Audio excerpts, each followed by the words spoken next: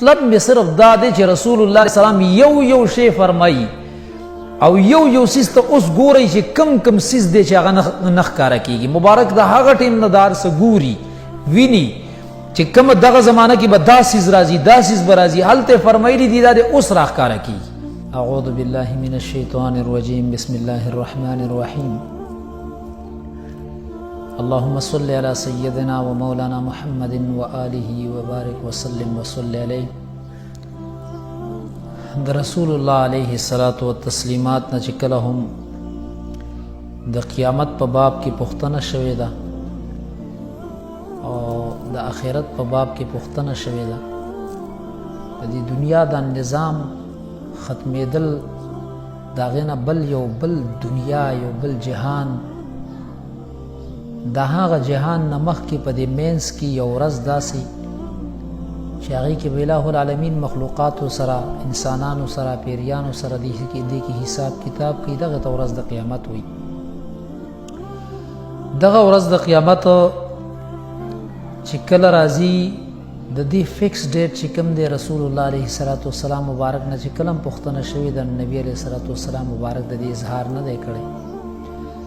البته صرف دومره خبره شوې ده چې نبی علیه الصلاة والسلام مبارک د دې علامات بیان کړي دي، علامات او د دې نښې بیانې کړي دي. نبی کریم علیه الصلاة والسلام مبارک نه چې پوښتنه شوې ده نو مختلفو اوقاتو کې مختلفې نښې بیان شوي دي.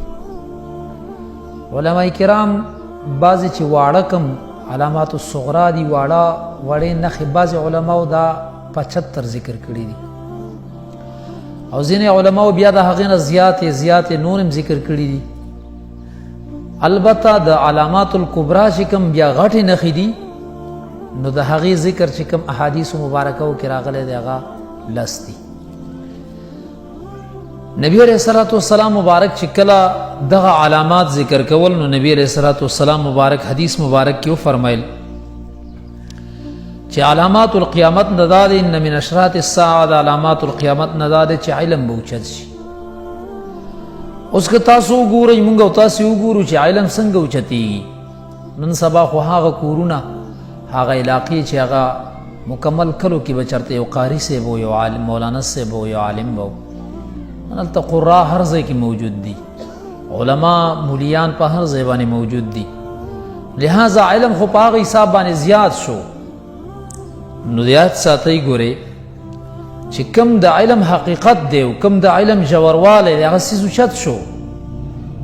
هغه خلک چې هغه مفسرین چې هغوی 500 جلده کې یو کتاب لیکلی دی، هغوی په سوونو جلدونو کې یو کتاب لیکلی دی، همدغه رنګ د احادیثو مبارکو کتابونه، هغه د 2 لکو احادیثو حافظان، هغه د 10 لکه احادیثو حافظان، هغه د 6 لکه احادیثو حافظان، هغه علما لاړه، هغه علما ځمکې وخوړل، هغه علما اوس موجود نه دي. نو اگر که قرا هر ځای کې موجود دي، مولیان علما بینیم علما هر ځای کې موجود دي، هغه جوور علم والا چې کوم دي هغه ټیم په ټیم باندې ختمیږي او هغه خلک چې کوم دي اوس په دغه ټیم باندې موجود نه دي، ورځ تر ورځه د علم کمی راځي، او چې د علم کمی راځي نو فساد او اختلاف د عقایدو هم راځي. بیا د هغې سره چې کوم دی چې کوم ذکر شوی دی او حدیثو مبارکو کې د هغې ذکر راغلی دی هغه دا دی چې نبی علیه الصلاة والسلام فرمایي جهالت به سیوا شي. نو علم چې اوچت شي جهالت یقینا سیوا کیږي.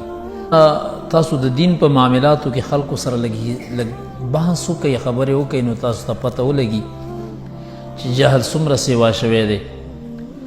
د هغې سره رسول الله علیه الصلاة والسلام فرمایي زنا به سیوا شي. د زنا د سیوا کېدلو یو خو دا وګورئ چې د پاکستان ځمکه وګورئ، نور ممالک وګورئ، په دې کې ځای په ځای باندې د زنا کلبونه او د زنا اډې جوړې شوې، او که نه هغه حقیقي زنا را نشي او حکمي زنا راشي نو هغې کې رسول الله علیه السلام مبارک چې کوم فرمایلی دي نو د غوږونو زنا ده، د سترګو زنا ده. د غوږونو زنا د سترګو زنا چاته وایي؟ په سترګو باندې غیر محرمه ته کتل، داسې اشیاو ته کتل چې حرام دي، ناروا دي. دا د سترګو زنا ده، غوږونو باندې ګانې بجانې ساز و سرود وغیره دا اورېدل دا د غوږونو ګناه ده وغیره وغیره. نو هغه بیا حکمي کې راځي، که حکمي نه وي حقیقي نن سبا دومره زیات شوي.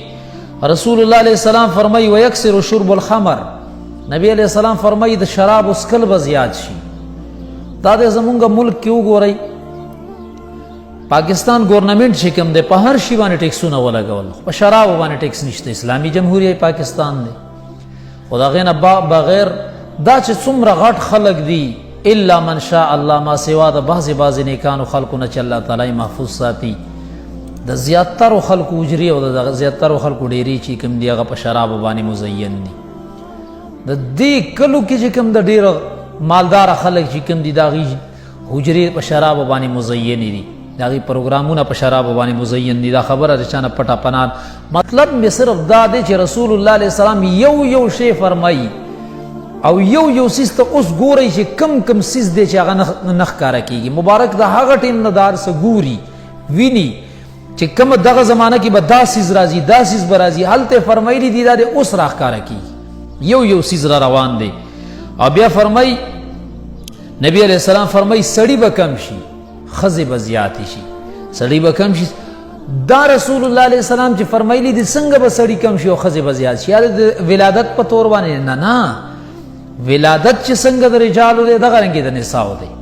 داسې نه ده چې د رجالو ولادتونه به کم کېږي او د نساو به زیات کېږي، نه دا معامله نه ده.